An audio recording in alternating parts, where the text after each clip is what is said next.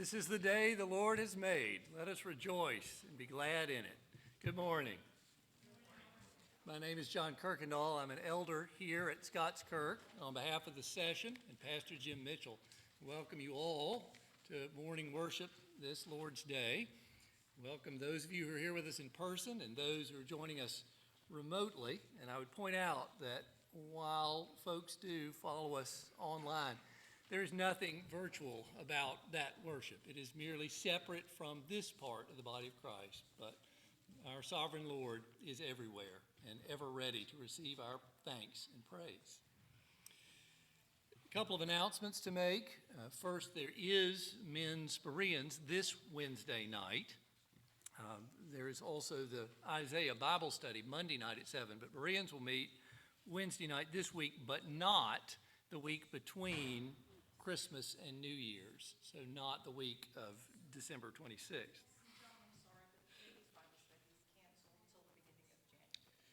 And I understand all of a sudden that the ladies' Bible study is canceled until the beginning of January. So there are two different men's Bible studies meeting this week, no ladies' Bible study this week. And while I'm thinking about it, next Sunday will be our Lessons and Carols service, and prior to that, we will have Sunday school as usual. Also coming up this week is the Christmas Eve service. It will be here Friday at 5:30 in the evening. I do hope to see many of you here. It will also be live streamed. Let's take a moment now to prepare our hearts for worship.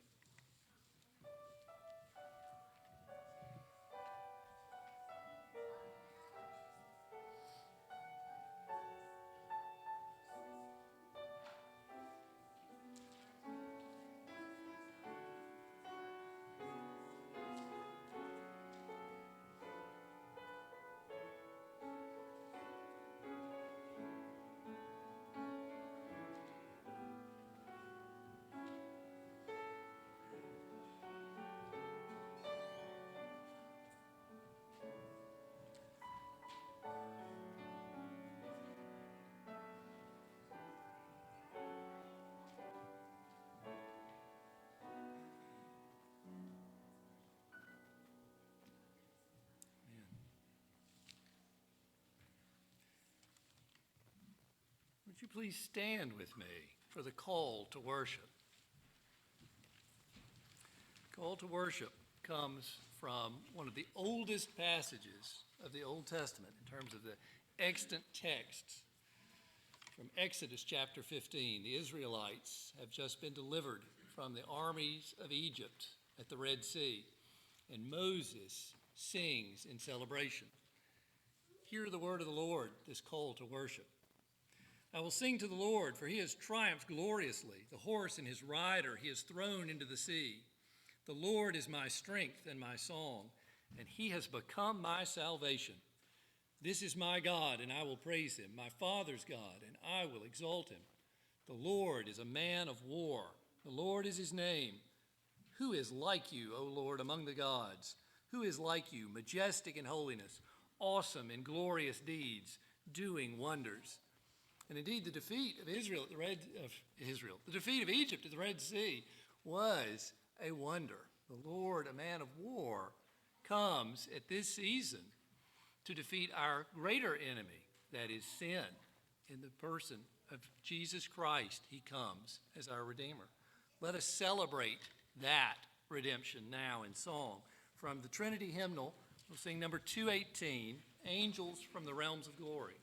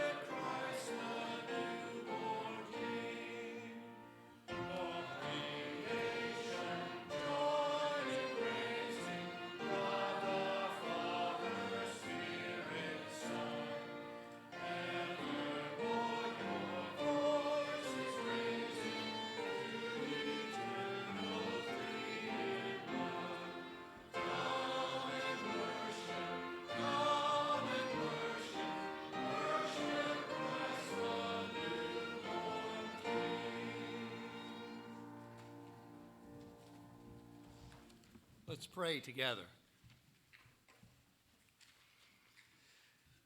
Father, Son, and Holy Spirit, we join with all creation in praising you for your goodness to us, for the mercy you show us in Christ, for the condescension of the incarnation and his presence with us, for his taking away our sin, bearing it upon the cross, that we might be free and come together now. Lord, we ask your blessing on this time of worship. We pray that your Spirit would be upon us, that we would glorify you in our words, in our hearts, that we might leave transformed in our minds, renewed in strength, to spread the good news of Christ to this community, to this nation, to this world.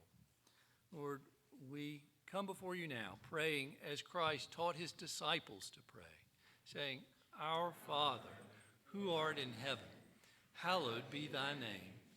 Thy kingdom come, thy will be done, on earth as it is in heaven. Give us this day our daily bread, and forgive us our debts, as we forgive our debtors. And lead us not into temptation, but deliver us from evil.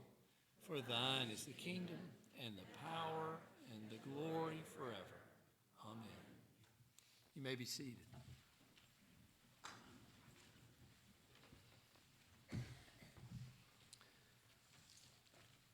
The confession of sin is found printed in the bulletin. We will read it in unison. Let us pray together. Holy Father, forgive my sins. Forgive the sins that I remember and the sins that I have forgotten.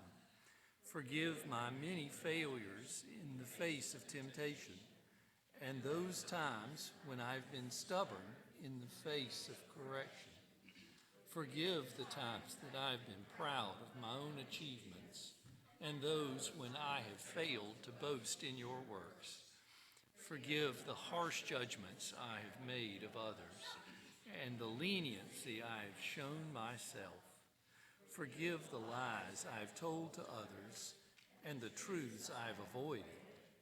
Forgive me the pain I have caused others and the indulgence I have shown myself. Lord Jesus, have mercy on me and make me whole. In your precious name, amen. The assurance of pardon this morning comes from the first epistle of John. Hear the word of the Lord. If we say we have no sin, we deceive ourselves, and the truth is not in us. If we confess our sins, he is faithful and just to forgive us our sins and to cleanse us from all unrighteousness. If we say we have not sinned, we make him a liar, and his word is not in us. My little children, I am writing these things to you so that you may not sin. But if anyone does sin, we have an advocate with the Father, Jesus Christ the righteous. He is the propitiation for our sins, and not for ours only, but also for the sins of the whole world. Thanks be to God.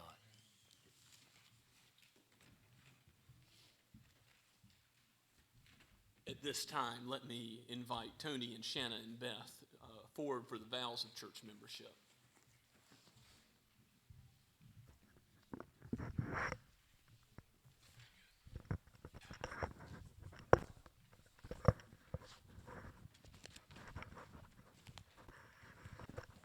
It has been good getting to know you all. You already feel like church family, and you have felt like church family for some time.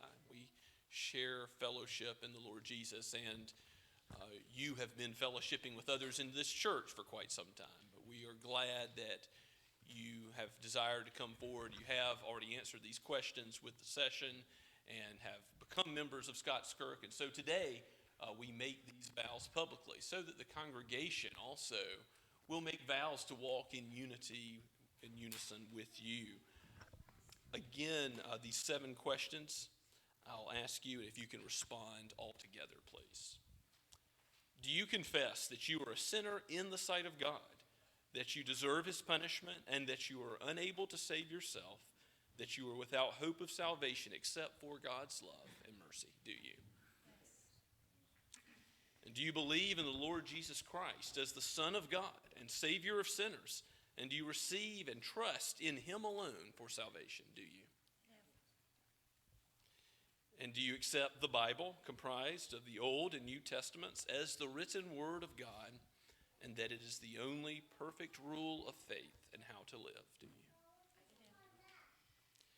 And do you promise to trust in the guidance and strength of the Holy Spirit so that you can live all of life as a Christian following the example set by Jesus Christ?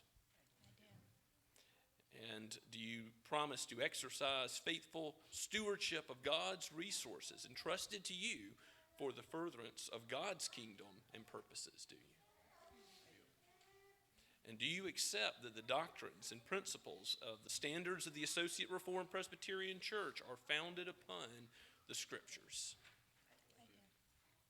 And finally, in loving obedience, do you submit yourself to the government and discipline of this church, promising to seek the peace, purity, and prosperity of this congregation as long as you are a member of it? Do you? I do. Thank you very much. And at this time, I'd like to ask if you, the members of Scott's Kirk, would acknowledge that you will walk in unity with Beth and Tony and Shanna and glorify the Lord Jesus Christ, that will be our goal together.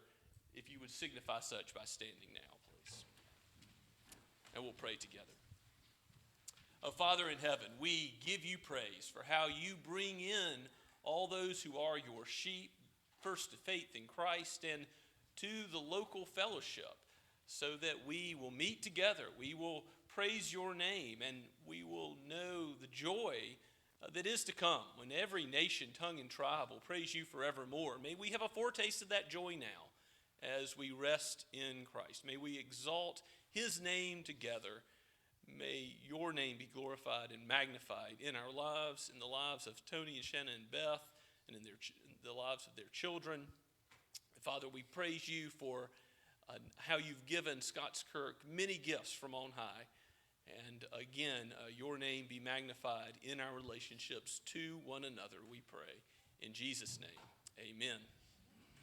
And please remain standing this time, and y'all can go back to your seats.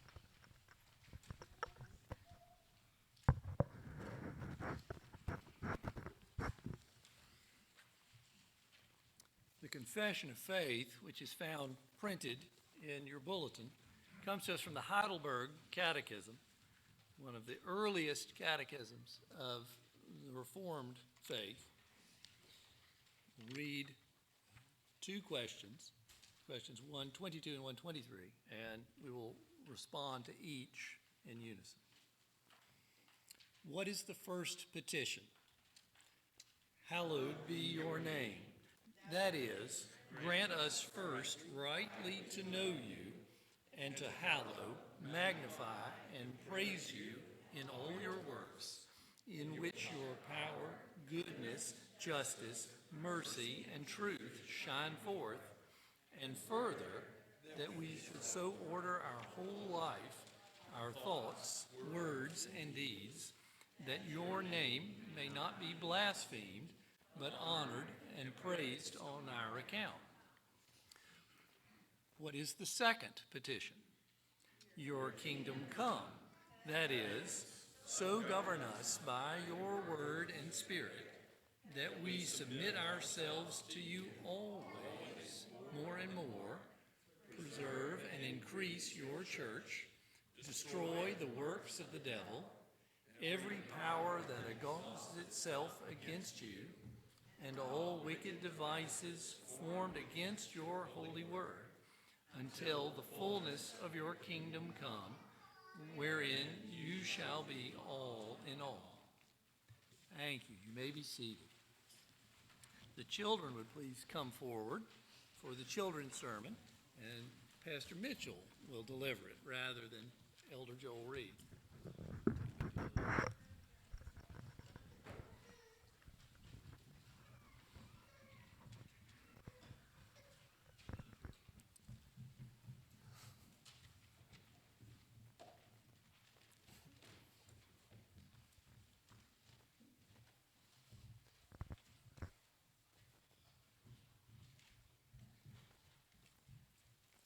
Hey. Come on down. When we pray, whose name do we pray in? In the name of God, and specifically God's Son, Jesus. We pray in Jesus' name. Now, do you know what that means to pray something in Jesus' name? Is that just something we say when the prayer is over? No, it means something, right? We pray in Jesus' name because are we asking for things that just we want in prayer? Like money or toys. God's not like a magical genie just to give us stuff that we want. That's not why we pray. We pray because we want God to do what glorifies Him, right? So what for His name lifts up His glory. So when we pray in Jesus' name, we're praying through what Jesus did on the cross because He cleansed us from our sin. We're made holy and righteous because of Him. But also we're praying in Jesus' name because we want God to be glorified. And so the things we ask for, we want to be things that God wants. Now, what are some things that God wants us to pray for? To help others. He wants other people to be changed by His word, right? To come to know Jesus. And then sometimes we can pray for not only their soul, but also their bodies. So if they're sick or they have any trouble. What else? For our family, certainly. We can pray for our family because we want to know Jesus now and love others the way Jesus has called us to in our family and in our neighborhood and our schools and everywhere else. But then also we want to know Jesus forever. So we want to talk about Jesus with others, right? Don't we want missionaries to go to foreign countries and tell Jesus about, tell people in India or China about Jesus? Yeah, we want everyone to come to know about Jesus. So we can pray for not just the people near us, but all around the world. When we pray the Lord's Prayer, when we pray, your kingdom come, we need to remember we're praying that Jesus, as the King of the kingdom, would affect His rule over all the world. And so we should pray big prayers. Okay? Think about that when you pray in Jesus' name, that He is mighty and can do all of His holy will. Let's pray together. Oh, Father in heaven, we give you praise that you do shepherd your flock. Shepherd these little ones. Lord, teach us all to pray. Give us humility as we come before your throne. In the name of Jesus, help us to become more like Him and to want the things He wants, to have a heart after His own heart. We pray all this in His holy name. Amen.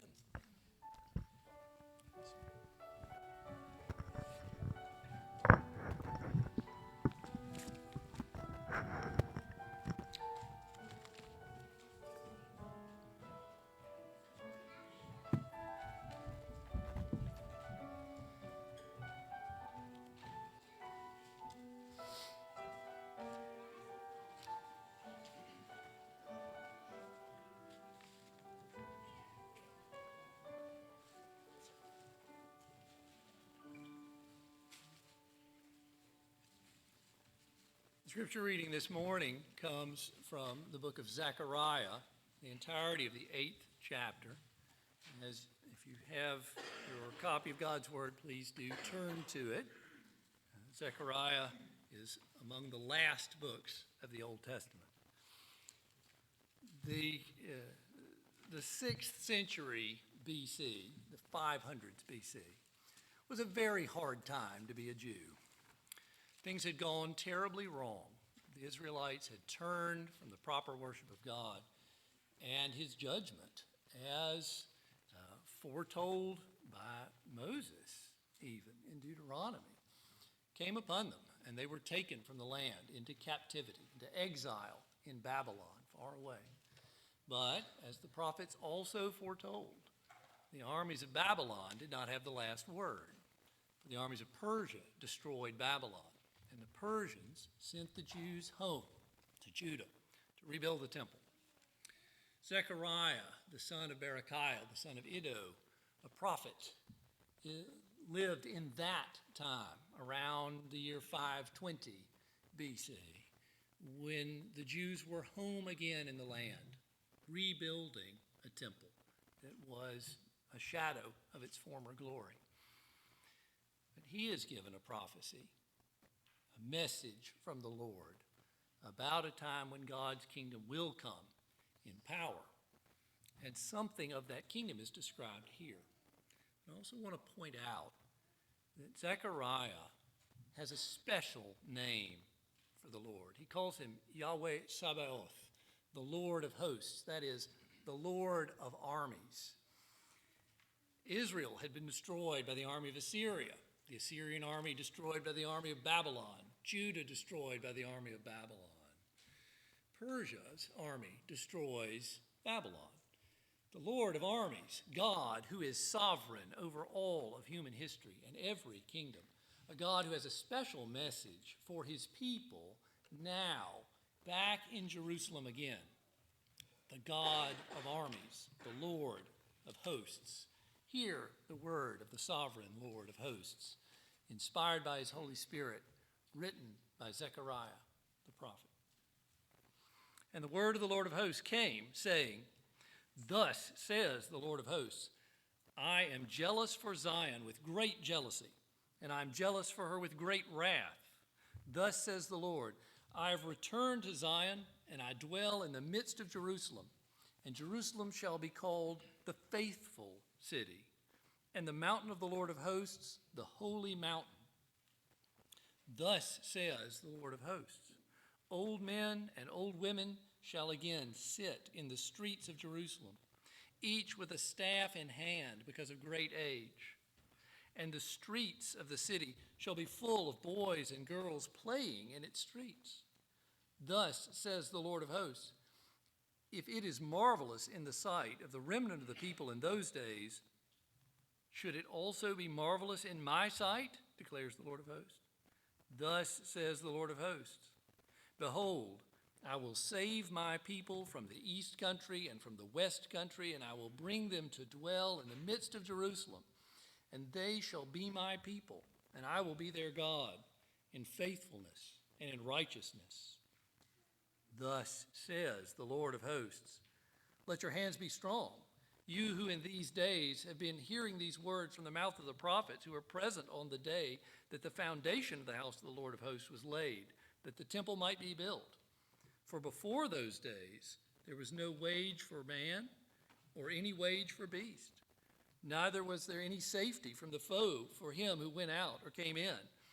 For I set every man against his neighbor. But now I will not deal with the remnant of this people as in the former days, declares the Lord of hosts. For there shall be a sowing of peace. The vine shall give its fruit, and the ground shall give its produce, and the heavens shall give their due. And I will cause the remnant of this people to possess all these things.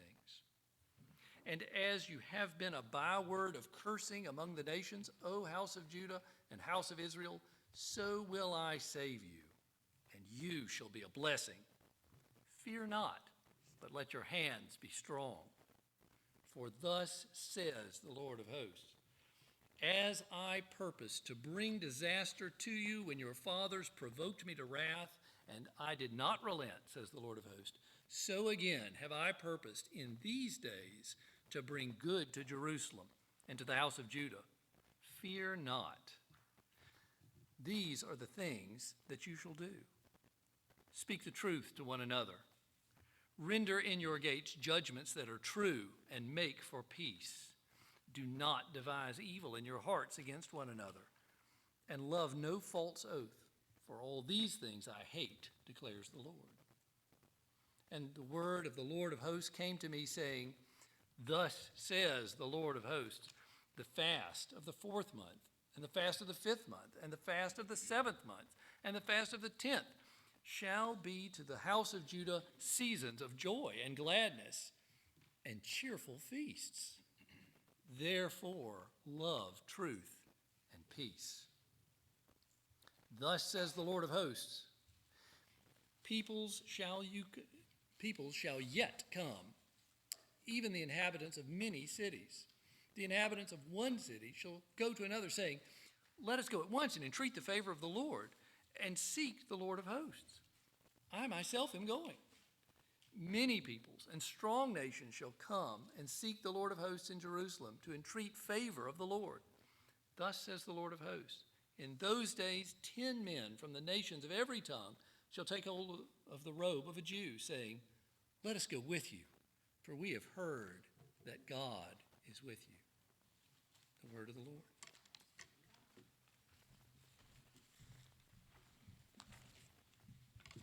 Let us go before the Lord once again in prayer. O gracious Lord, you are our Creator, and your name is holy, holy, holy. You are the one who was and who is to come, eternal God. And though we exist for but a moment, you have given us everlasting souls, so that when our bodies die, we will be with Christ forever. And there will be a resurrection of the dead, and we will know fellowship with you as our good shepherd forever. We look forward to that day and ask, come, Lord Jesus, come with the fullness of your kingdom. But even so, as that kingdom will come about in its fullness and completion one day, we ask that it would come more in this world. Lord, help those who know the brokenness due to sin and Adam's fall. Help those who struggle with worry and anxiety, who have sickness and financial hardship. Father, be with those whose relationships are strained. Father, bless those who mourn. Give them comfort in the name of Christ. Aid your people. Give us humility that we might come, yes, confessing our sinfulness, but confessing the Savior's righteousness, for he is the Holy One of Israel, the Savior of every nation, tongue, and tribe. There is a great multitude that he is bringing in, and so we pray for the progress of the gospel on the earth. We pray for this gathering here in Somerville, for others in other denominations. We pray for other Presbyterian churches, particularly for Shem Creek and Mount Pleasant. But we pray for the gospel as it goes around the world, that it would go forth with power and conviction, that your Spirit would open eyes to behold the truth, to behold Christ, and for individuals to embrace him and to know the words of everlasting life, to perceive their meaning, which is only spiritually begotten when you give the new birth, O Holy Spirit. Sanctify us in the truth. Bless those, Father, who are your children. Give much good fruit. We pray that you would bless the culture in salt and light, that your people, that we would shine as lights, as Jesus is the light of the world. We would shine his light in our own lives and be a blessing to others. Bless the Home of Hope and Hope's House as they minister to those who are needy and without shelter among us here. Father, bless the Low Country Pregnancy Center as it ministers to those who are considering having an abortion. We ask for your mercy and your love to be shown to these women. We pray, Father, that you would end abortion in our time, that our eyes would behold the coming of your kingdom in this way. We pray for civil magistrates, that they would have the courage to stand up and to interpose for the unborn human lives that are made in your image. Lord, we long to see your kingdom come in a way that exudes your justice and exudes your goodness and even your image, as you have made us moral creatures who reflect something of your glory. Take us and take your word and place it in our hearts so that we would be a faithful witness, that our neighbors would hear of the Holy One of Israel, Emmanuel, who has come, incarnate God, and would come also and want to join with the fellowship that we have. Give us opportunities through deeds of mercy and Christian hospitality, particularly in the weeks ahead. Give us tender hearts towards our own blood relatives and family as we have opportunities to see some perhaps that we do not regularly see. Lord, we lift up these relationships and ask that your will would be done, your kingdom would be sought first in them as well, that nothing would be more important to us than seeing the glory of your name go forward. Bless the youth of this church. We pray for opportunities to go on short-term mission trips and to go to retreats and conferences in Monclarken where your word will be preached and fellowship strengthened further.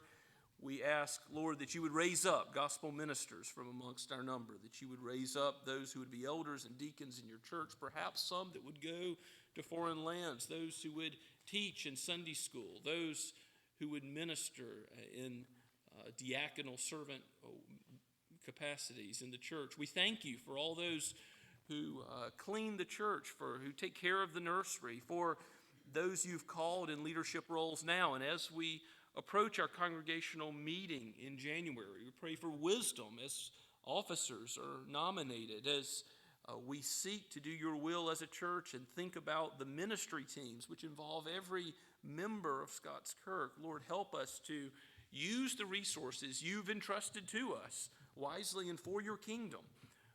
We pray that you would give us a culture of evangelism and discipleship and a love of seeing your gospel, your word, take the primacy that is due in the church.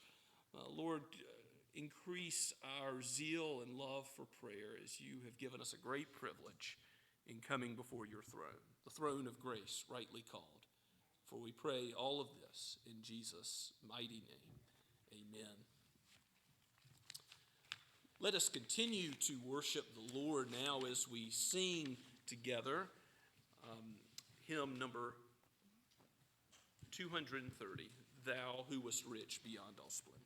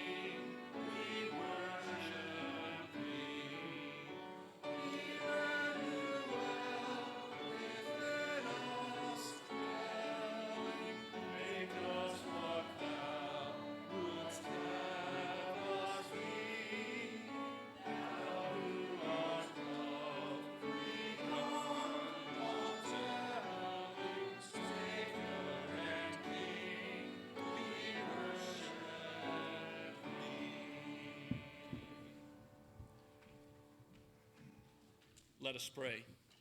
O Lord Jesus, you are our great King, the giver of every good and perfect gift. You own the cattle on 1,000 hills, and you have made us stewards of a little for just a while before our heavenly home and our eternal inheritance, even our portion. Your presence is given to us forever. So make us with grateful hearts sing your the thanksgiving you are due for all of your grace and goodness, and give glory to your name both today and in how we live. Make our lives living sacrifices so that others may come to know the glory and the grace of the gospel. For we pray all this in Jesus' name. Amen.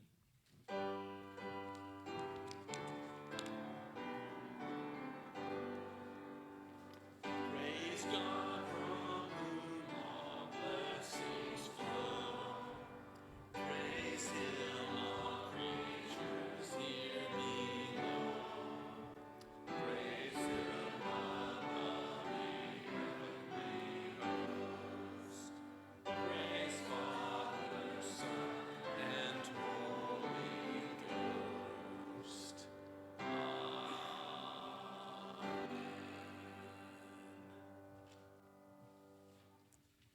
Please be seated and take your copy of God's Word and turn with me once again to Luke 11. We are looking at Luke's version of the model prayer, the Lord's Prayer, as we find it today. We're just looking at Luke chapter 11, verse 2, but I will read from chapter 11, verse 1 down to verse 4 to read the whole prayer that Jesus teaches his disciples in Luke's gospel. So let us hear what is penned by Luke and breathed out by the Holy Spirit himself, given for our instruction today. This is God's word. Now Jesus was praying in a certain place, and when he finished, one of his disciples said to him, "Lord, teach us to pray, as John taught his disciples." And he said to them, "When you pray, say, 'Father, hallowed be your name. Your kingdom come.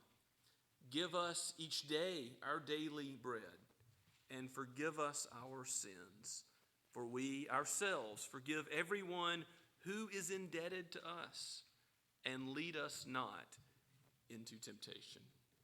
Let's pray together. O Lord, make us receptive soil for your word today. Let the distractions in our minds be kept out. Lead us away from any temptation to do anything other than take your word and apply it to our own prayer lives as we address you in prayer. Strengthen us. Though we are weak, you are strong. You are our master. We are your servant. We are your disciple. Let us learn from you today, O Lord Jesus. Minister to us by the Spirit, we pray, in your precious name. Amen. When Jesus taught his disciples to honor his name, to count it as holy, to pray for his kingdom to come, you recognize there's something we prayed for earlier in this very service that isn't included in Luke's account, but is in Matthew. And in Matthew's account, we're also told to pray that his will would be done on earth as it is in heaven. Now that must mean the moral will of God, that is what God desires, what's summarized in his law, to love him and to love our neighbors, the Ten Commandments that summarize our duty towards God. For the angels do that perfectly in heaven. So we are also to ask for that to be done on earth. There is a lot of similarity, I think we should notice, between asking for God's kingdom to come and his name to be lifted up and exalted in the earth, and his will to be done on the earth, as it is done perfectly by the angels in heaven. So the fact that Jesus taught this idea with two different ways of teaching it shouldn't surprise us. Now, there's some nuance to praying for God's will to be done, but I do want us to see that overall this is the same idea, and it is a model for prayer. It's an outline for prayer. It's not meant to be something that we strictly say the words of as if it's a magic formula one way or the other, right? Jesus is teaching us if we pray these very words, which we may, we ought to pray them with meaning, with understanding, that they would be a sincere prayer to God, for his name to be hallowed, for his kingdom to come, for his will to be done, and so forth. We can't just repeat them as a vain repetition, because he criticizes the scribes and Pharisees for that very thing. He says that they are only outwardly giving God praise, but not inwardly with their hearts. Just as Isaiah and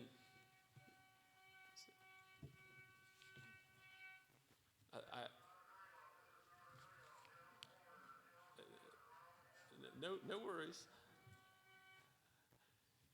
Just as Isaiah in Isaiah 29:13 also cries out to God's people to not just honor him outwardly with lips, but inwardly in the heart. So also Jesus is saying, when you pray, let it not be merely with reciting words, but indeed with sincere communication with God. He is your Father. He is close. He hears you.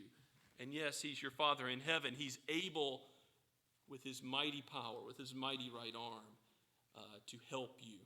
And to see his kingdom go forward, to see his name be honored as it ought. All too often we do approach God, I think, too quickly with our own trials, with our own problems. And it's not that we shouldn't pray for these things. We should cast our burdens upon him, for he cares for us.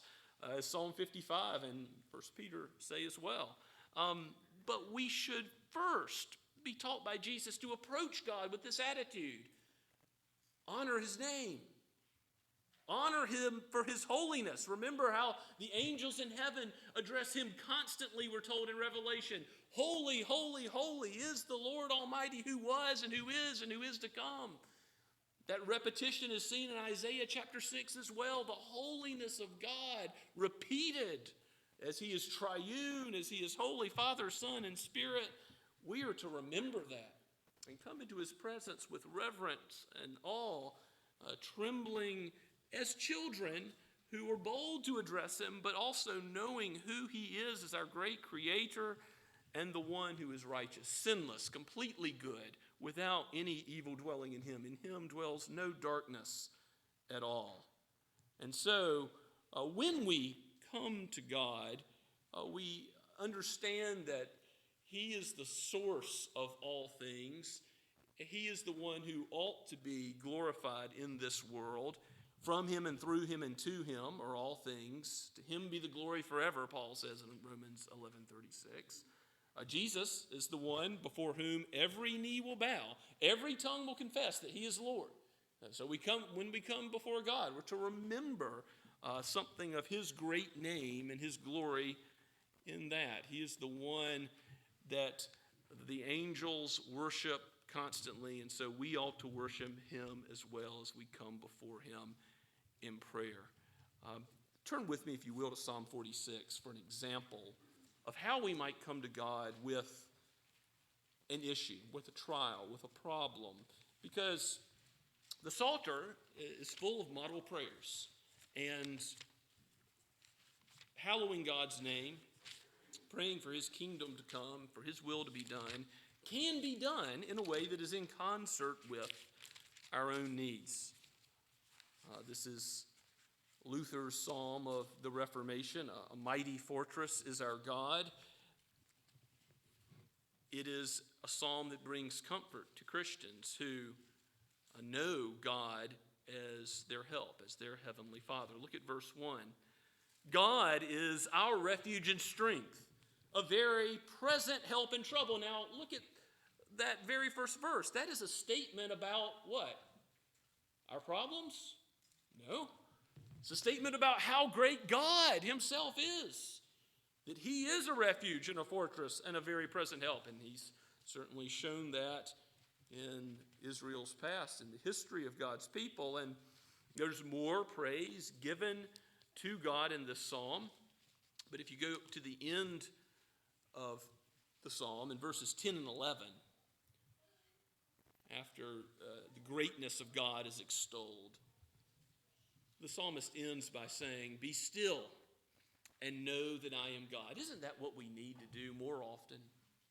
to stop. And before we come with our trials and our difficulties, to be still and to remember who he is. He is God. There's no one like him. He's in a wholly other category of being than we are. He is the creator. We are the creature. Be still and know that I am God. I will be exalted among the nations. I will be exalted in the earth. God's name is holy. We're called to ascribe holiness to him, to acknowledge the truth about him, that he is holy. But he is holy. There's nothing that will change that, for he is changeless in his perfections. The Lord of hosts is with us. The God of Jacob is our fortress. So the psalmist ends with confidence, knowing that God will be his help in his particular situation. So as we cry out to God in prayer, we can cry out with Christ, who even in the Garden of Gethsemane said, "Your will be done." We can always pray for whatever our needs are with an ultimate, "Your will be done" in the background, either implicitly or explicitly. We're asking for something we think is consonant with God's holy name and his will and his kingdom going forward. But we're asking, if we're wrong, Lord, if we've prayed for something we ought not to have prayed for, your will come about and be done in our lives. And that can be true whether we are struggling with illness, or we're in the hospital room, or if we're struggling with finances, if we're having difficulty in relationships, whatever the problems are that press in around us, we can pray for God's glory to be lifted up, and for that to come first above our own desires, to seek first the kingdom of God and his righteousness, and then to know that all these other things will be added to us that we need, the material blessings that we seek, so that we can glorify God, not so that merely we can have some secondary blessing. As I was mentioning to the children, we don't pray in Jesus' name merely as some kind of incantation or formula either. That's not a vain repetition. When Jesus says to his disciples in places like John chapter 14, verse 13, or 1 John 5, 14 and 15, "If you ask for anything in my name, it will be given to you," he wasn't kidding. He wasn't saying something that is less than absolutely true. It's just that all too often we pray for things in our own name. We pray for things directed towards our glory. As crass as that really is, we pray for things that are asking for ourselves instead of asking for the one that the universe revolves around, God himself. We ought to come asking in Jesus' name, but when we pray in his name, we all must admit with humility that if we do not understand his wishes aright, your kingdom come, your will be done on earth as it is in heaven. When we ask to sanctify God's name, when we seek to hallow his name, of course, wherever God is holy. Moses had to take off his sandals because he was standing on holy ground. If we go into God's presence, we should think of his holiness first and foremost, because his name is something that embraces all that he is and all that he does, all of his character and all of his works. It's not just something that has to do with his many titles or even the way he revealed himself to Moses. You remember in Exodus chapter 3, verses 15 and 16, Moses says, what shall I go and tell the people of Israel? Who has sent me? And God tells him that I'm the God of their fathers, and tell them that I am has sent you. I am who I am. He gives them that precious covenant name of Yahweh, which is the to be verb in Hebrew. It emphasizes his eternal being, that he always was and is and will be. It emphasizes how different God is than us, his holiness, his perfection. But even that name is not, that's not the sum of what God's name is. When we pray for God's name to be hallowed, we're praying for God to be hallowed. for his name represents him. Anyone who calls on the name of the Lord Jesus Christ shall be saved. We want God and his works to be known in all the world. And that's where his kingdom and his will go along with his name. For his kingdom expanding in this world is his will. And we know that he is progressing his kingdom, that he's building his church. He tells us in Matthew chapter 16 that the gates of hell will not prevail against his kingdom. Now, gates don't move. Gates don't assault.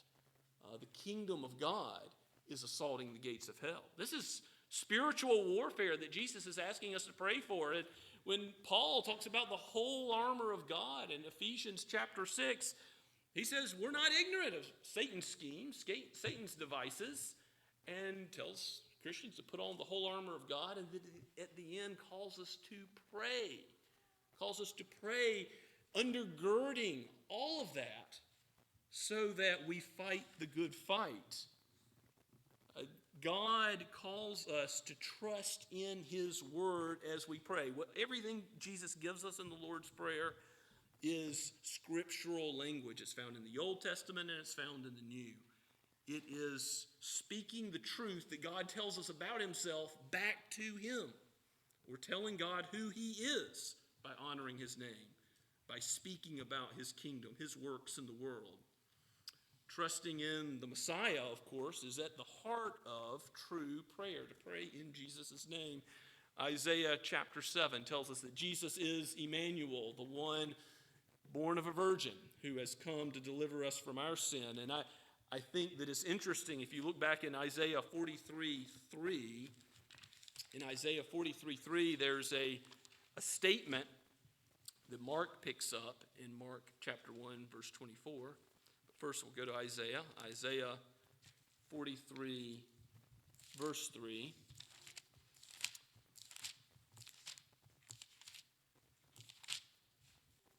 For I am the Lord your God, the Holy One of Israel, your Savior.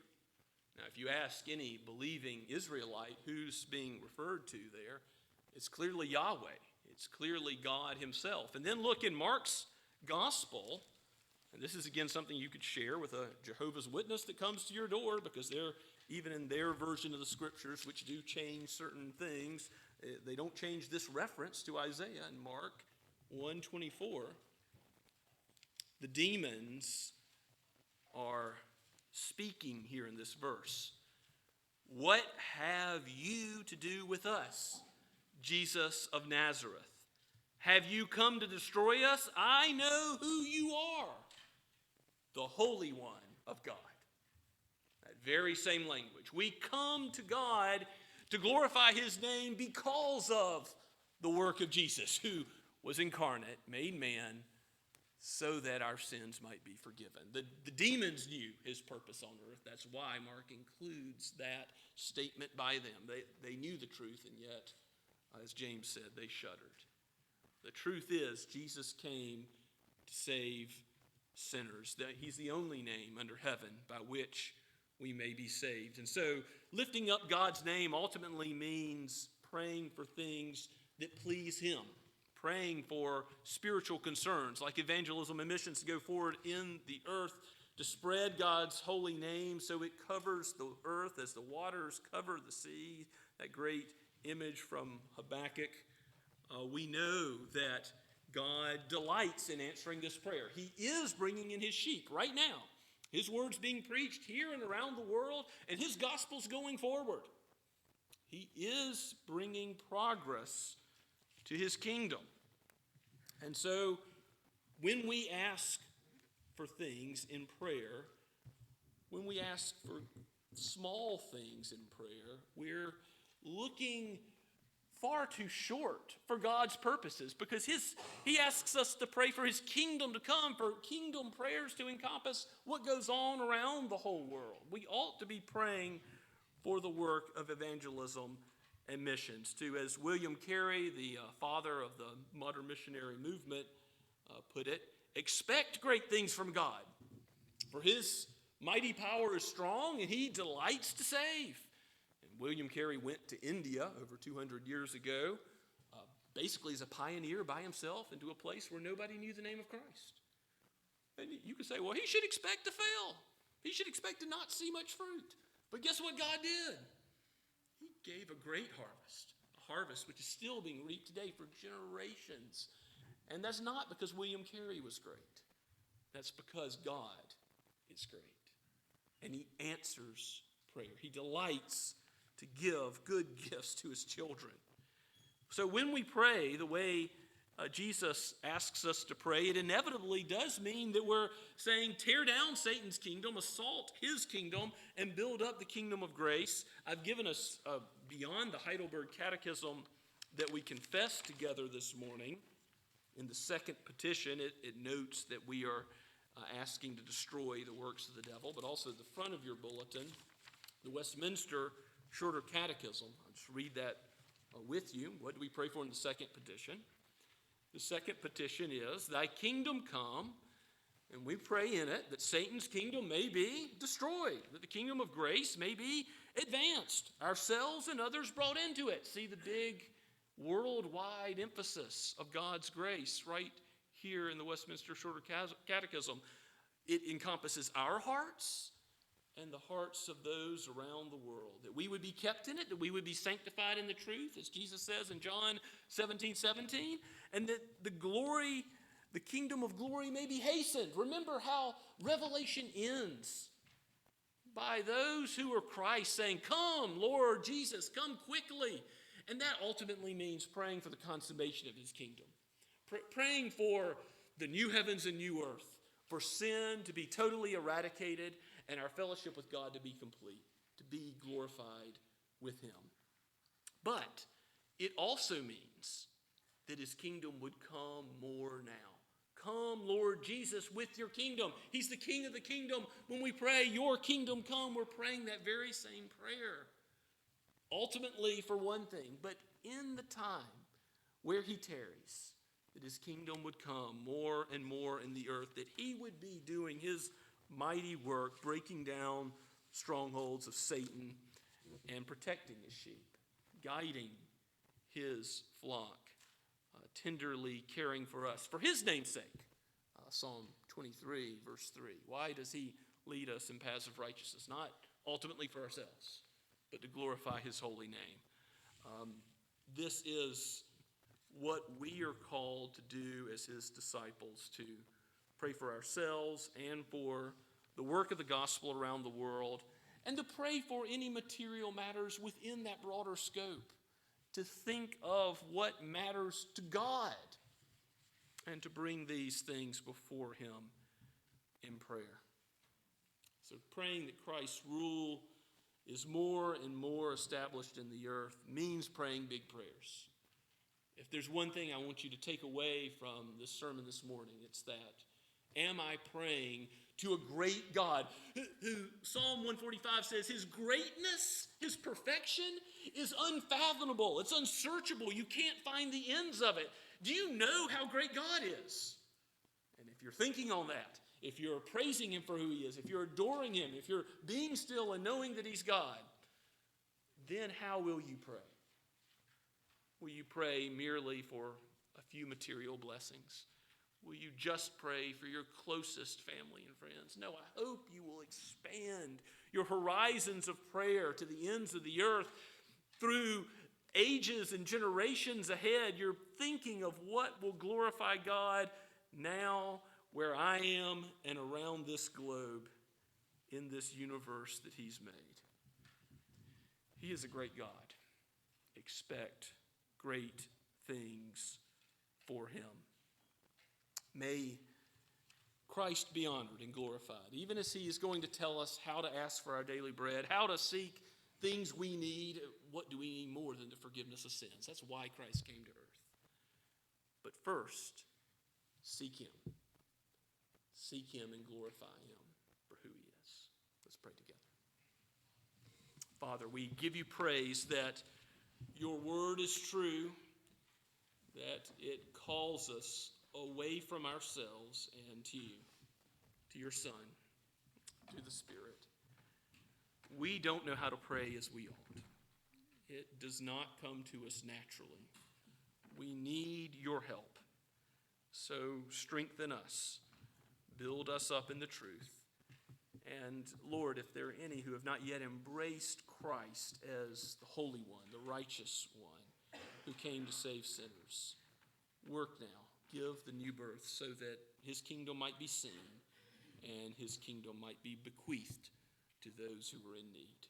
We pray this humbly and with thanksgiving for all that he is and all that he has done and will do for us. In Jesus' name, amen.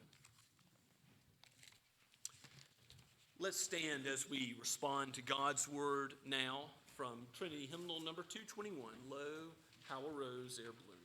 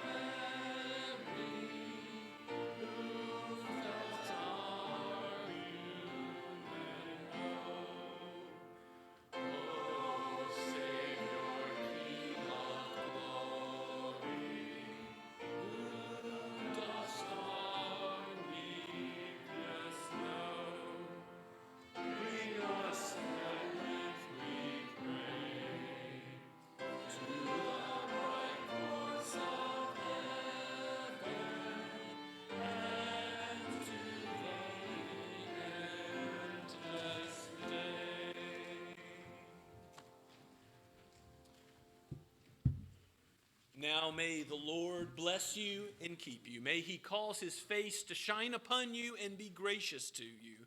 May he lift up his countenance upon you and give you his peace, now and forever. Amen and amen.